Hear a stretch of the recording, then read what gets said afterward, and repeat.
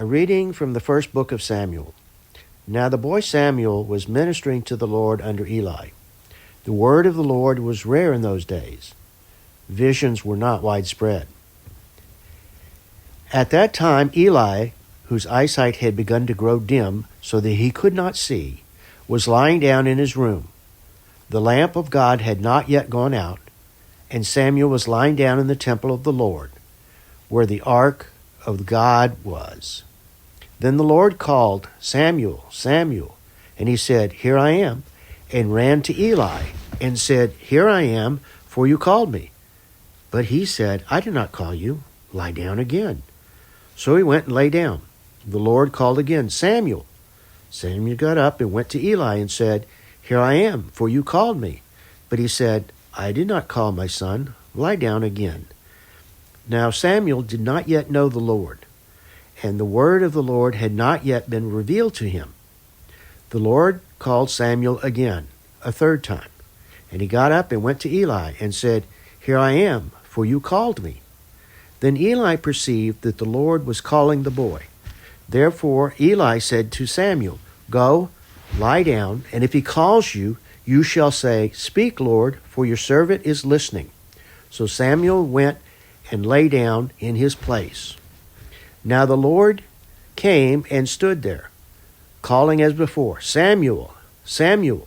And Samuel said, "Speak, for your servant is listening." Then the Lord said to Samuel, "See, I am about to do something in Israel that will make both ears of anyone who hears them of it tingle. On that day I will fulfill against Eli all that I have spoken concerning his house, from beginning to end.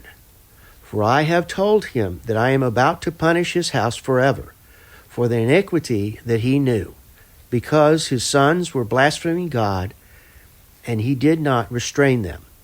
Therefore I swear to the house of Eli that the iniquity of Eli's house shall not be expiated by sacrifice or offering forever."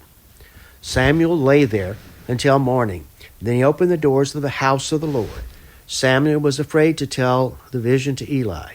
But Eli called Samuel and said, "Samuel, my son." "Here I am," Eli said. "What was it that he told you? Do not hide from me. May God do so to you, and more also, if you hide anything from me of all that he told you." So Samuel told him everything and hid nothing from him. Then he said, "It is the Lord. Let him do whatever seems good to him." As Samuel grew up, the Lord was with him, and let none of his words fall to the ground. And all Israel, from Dan to Beersheba, knew that Samuel was a trustworthy prophet of the Lord. Psalm 1, verses 1 through 5 and 12 through 17. Lord, you have searched me out and know me. You have known my sitting down and my rising up. You discern my thoughts from afar. You trace my journeys and my resting places, and are acquainted with all my ways. Indeed, there is not a word on my lips, but you, O Lord, know it altogether. You press upon me behind and before, and lay your hand upon me. Such knowledge is too wonderful for me. It is so high that I cannot attain to it. For you yourself created my innermost parts. You knit me together in my mother's womb. I will thank you because I am marvelously made. Your works are wonderful, and I know it well. My body was not hidden from you while I was being made in secret and woven in the depths of the earth. Your eyes beheld my limbs, yet unfinished in the womb.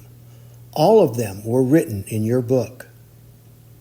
They were fashioned day by day, when as yet there was none of them. How deep I find your thoughts, O God! How great is the sum of them! If I were to count them, they would be more in number than the sand. To count them all, my lifespan would need to be like yours. A lesson from Paul's first letter to the Corinthians.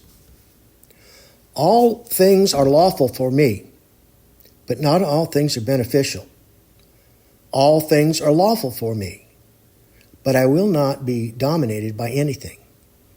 Food is meant for the stomach, and the stomach for food. And God will destroy both one and the other. The body is meant not for fornication, but for the Lord, and the Lord of the body. And God raised the Lord and will also raise us by his power. Do you not know that your bodies are members of Christ? Should I therefore take the members of Christ and make them members of a prostitute? Never. Do you not know that whoever is united to a prostitute becomes one body with her? For it is said, the two shall be one flesh. But anyone united to the Lord becomes one spirit with him. Shun fornication. Every sin that a person commits is outside of the body, but the fornicator sins against the body itself. Or do you not know that your body is a temple of the Holy Spirit within you, which you have from God, and that you are not your own? For you were bought with a price. Therefore glorify God in your body. The Gospel according to John. Jesus decided to go to Galilee. He found Philip and said to him, "Follow me." Now Philip was from Bethsaida, the city of Andrew and Peter. Philip found Nathanael and said to him, "We have found him, about whom Moses in the law and also the prophets wrote, Jesus, son of Joseph, from Nazareth." Nathanael said to him, "Can anything good come out of Nazareth?" Philip said to him, "Come and see." When Jesus saw Nathanael coming towards him, he said to him, "Here is truly an Israelite in whom there is no deceit." Nathanael asked him, "Where did you get to know me?" Jesus answered, "I saw you under a fig tree before Philip called you." Nathanael replied, "Rabbi, you are the Son of God. You are the King of Israel." Jesus answered, "Do you believe because I told you that I saw you under the fig tree? You will see greater things than these." And he said to him, "Very truly I tell you, you will see the heaven open and the angels of God ascending and descending upon the Son of Man."